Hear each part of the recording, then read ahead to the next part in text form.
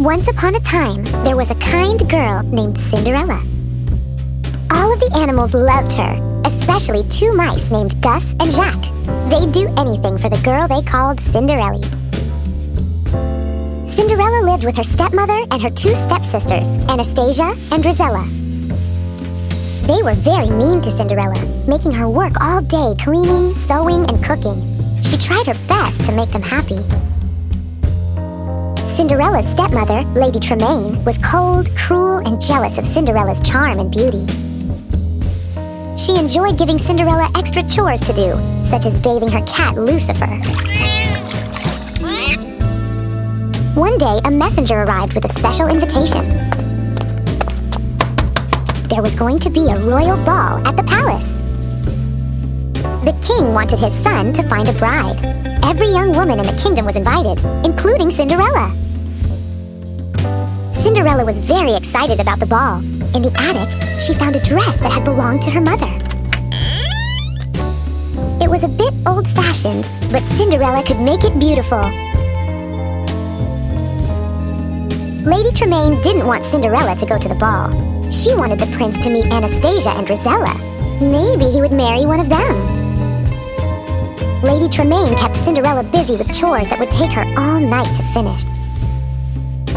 While Cinderella was working, the mice and birds fixed her dress. They added ribbons and beads that the two stepsisters had thrown away. Working together, the animals turned a simple dress into a fabulous gown. Cinderella was overjoyed when she saw the dress. Now she could go to the ball.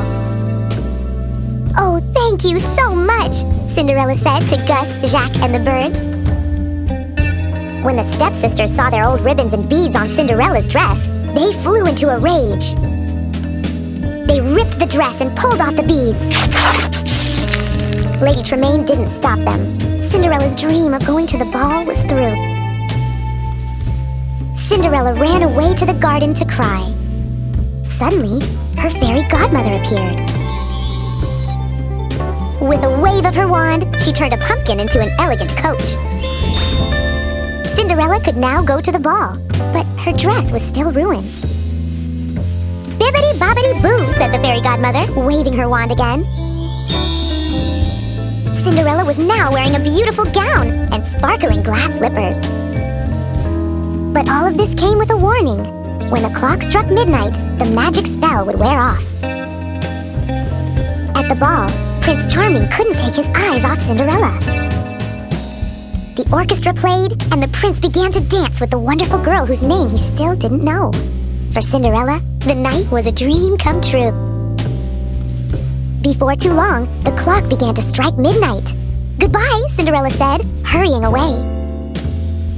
"Come back," called the prince. "I don't even know your name." As Cinderella fled, one of her glass slippers came off. The prince sent the Grand Duke to find the girl who fit the glass slipper.